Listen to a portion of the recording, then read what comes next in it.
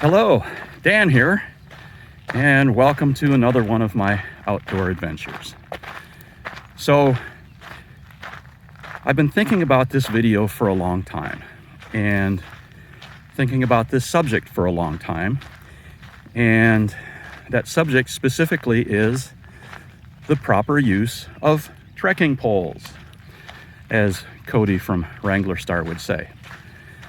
I think we've been using our trekking poles all wrong. Now, I'm certainly no expert on biomechanics, but I've been thinking about this for a long time, actually since the first time I used trekking poles.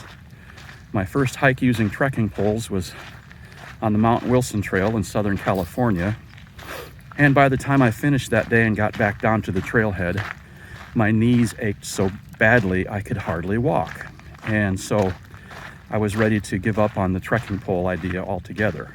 Today is a rare overcast day in normally sunny Phoenix, and so I thought today would be a perfect day to have this discussion with you and share my thoughts and actually get your thoughts and opinions on the subject of the correct use of trekking poles. One trekking pole or two, alternating trekking poles on each stride, using both trekking poles in unison, in parallel, every 2, 3, 4 steps. So I wanted to run this by the hiking community.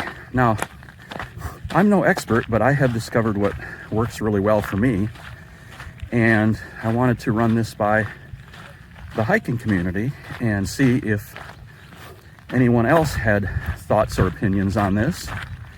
And I know there's nothing new under the sun, so I'm sure this has probably been covered somewhere on YouTube, in the YouTube universe before. But anyhow, I just wanted to give my take on it and then get your thoughts and opinions.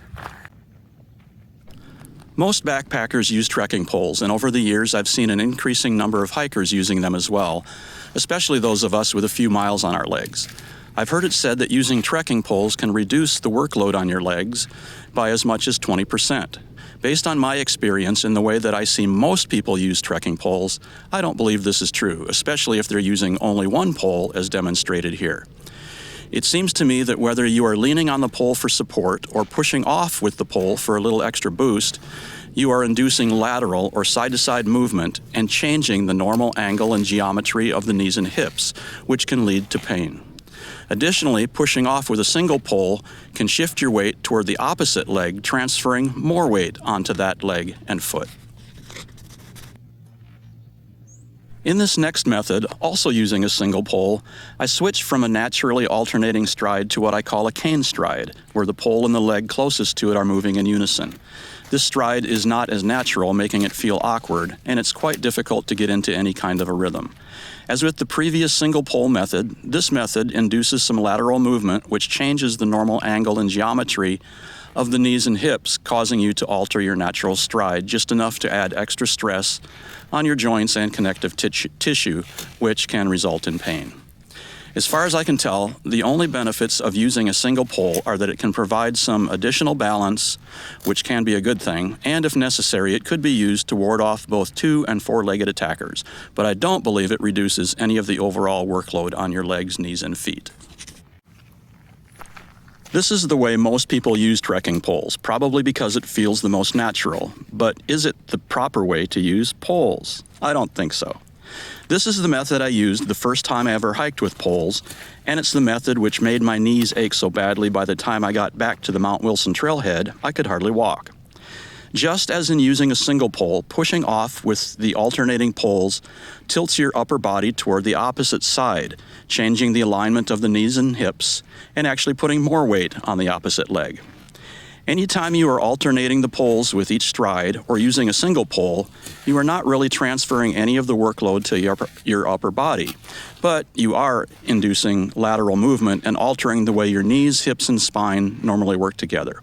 Any side-to-side alteration of your normal stride has the potential to cause pain.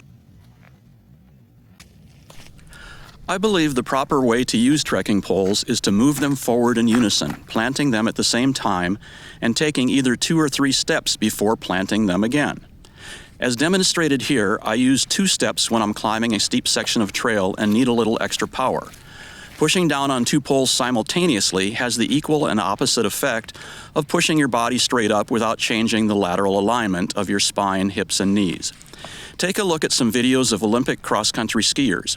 They use both poles in unison every 2 strides, augmenting their leg strength with their upper body strength in order to generate as much power and speed as possible. The only drawback of using this 2-step method is that you are always assisting the same leg. On a long climb, I will occasionally alternate which foot I lead off with so that both legs get equal amounts of assistance. When I'm not climbing a steep section of trail, I use the 3-step method as demonstrated here, again moving both poles in unison. I count 1, 2, 3, 1, 2, 3, planting both poles on the 1 count. By using an odd number of steps and planting the poles on 1, I'm constantly alternating which leg is getting the assistance. In addition to increasing your balance, this method also transfers the force straight down through both poles at the same time, which prevents any lateral movement and keeps your spine, hips, and knees in their normal alignment. I use this method most of the time. Once you get used to moving both poles forward at the same time and develop a 3-step rhythm, this method will feel as natural and comfortable as the normal alternating stride which most people use. I believe moving both poles simultaneously truly can reduce the overall workload on your legs, knees, and feet, and I think this method really is the proper way to use trekking poles. Ideally, I've thought about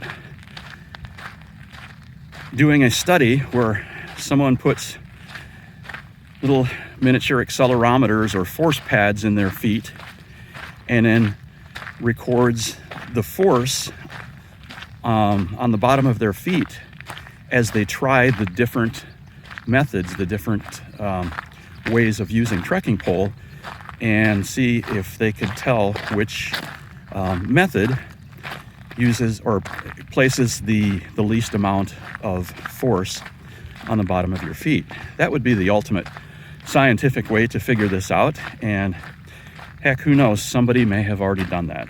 If you are aware of such a study, again, please leave a comment below and enlighten the rest of us so that everybody can know the proper way to use trekking poles. As always, thank you for watching. If you enjoyed this video, please hit the like button and subscribe. Thank you.